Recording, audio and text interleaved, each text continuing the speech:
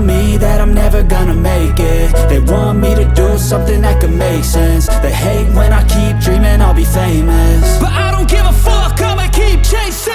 I got all this potential that's deep inside of me, but they hate when you're successful cause they try to be. They sit there being judgmental because you're trying things, and they just want you to settle and do the right thing. So get a good job, don't slack off. Wake up every morning, make a good impression on your boss. Don't do anything that I wouldn't do, and when you're making money, make sure you don't spend it too soon. Fuck that, I'll do what I wanna do. I got a different path from everyone, and that includes you. Who are you to tell me how to live life? In these times it feels like nobody's right, yeah. So I'ma figure out what else we succeed, and then invest all of my time into that and proceed. I need whatever the hell could make me happy, and I don't think you have a clue what could that be. They tell me that I'm never gonna make it. They want me to do something that could make sense. They Subscribe! Subscribe! Subscribe!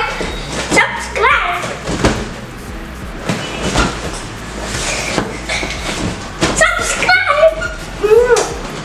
If I get rid of the devils, they think that I am a rebel. I think they want me to settle. There's nobody on my level.